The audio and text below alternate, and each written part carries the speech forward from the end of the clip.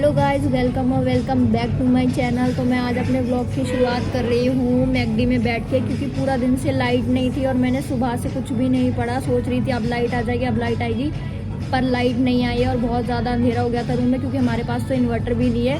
सो अभी मैंने सोचा कि मैं मैकडी जाती हूँ, वहाँ पर आराम से बैठ के पढ़ूँगी। तो मैंने अभी अपना जो मील है वो ऑर्डर कर लिया है और ये साथ में रसशास्त्र लेके आई हूँ मैं, इसका रिवीजन करना है। तो अब खाते खाते पढ़ते पढ़ते मैं आप लोगों को दिखाऊंगी।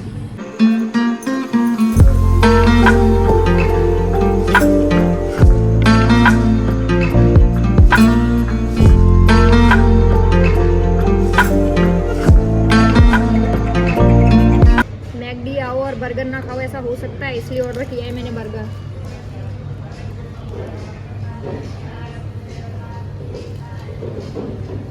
दोस्तों, खाना पीना हो चुका है, अब अपनी स्टडी पे वापस आ जाते हैं। यहाँ मैंने अपना चैप्टर ओपन कर दिया है। मैं कम से कम आज 2 चैप्टर कंप्लीट करके जाऊंगी ही, फिर देखती हूँ घर जाके कंटिन्यू करूँगी कि नहीं।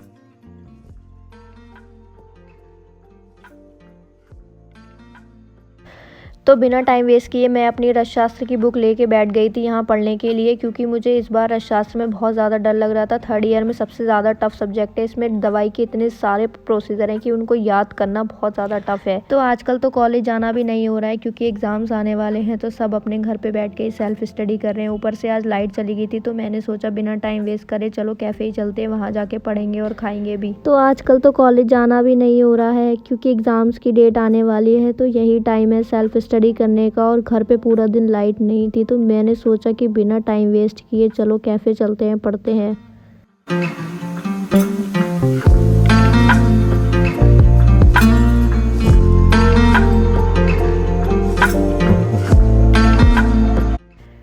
तो इस टाइम मैं पढ़ रही थी अवले कल्पना। जो स्टूडेंट्स बीएमएस कर रहे होंगे वो अच्छी तरह से रिलेट कर सकते हैं कि कितना टफ हो जाता है सब कुछ याद रखना। मैं तो कभी कभी बहुत ज़्यादा इरिटेट हो जाती हूँ। थोड़ा सा ब्रेक लेके अपना फेवरेट म्यूज़िक सुन लेती हूँ, जिससे माइंड चार्ज हो जाता है और फिर से स्टार्ट कर देती हूँ पढ़ना, क्योंकि मेरी लाइफ में गिव अप का कोई ऑप्शन नहीं रहता। बिकॉज आई थिंक जब 2 साल बाद डॉक्टर बनूंगी तो बहुत प्राउड फील होगा, and this moment make my fully charged.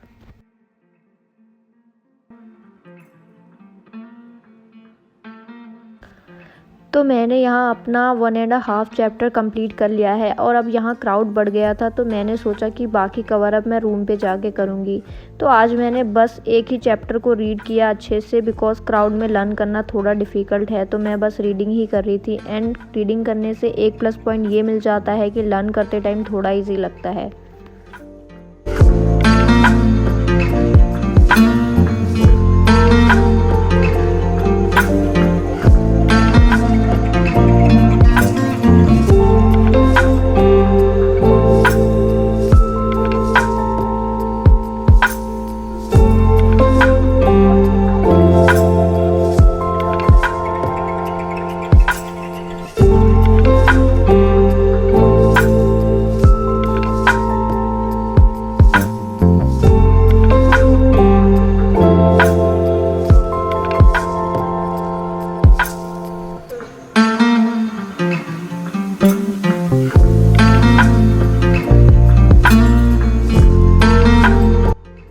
तो मैं रूम पे भी कंटिन्यूसली एक जगह नहीं बैठती, इसलिए यहाँ पे भी मैंने अपनी सीट चेंज की and set down in another row. And यहाँ से बाहर का व्यू बहुत अच्छा लग रहा था। थोड़ी देर यहाँ बैठने के बाद मैंने अपना बचा हुआ चैप्टर कंप्लीट किया एंड आई थॉट कि अब घर जाना चाहिए, बिकॉज इट वॉज अराउंड 8:15।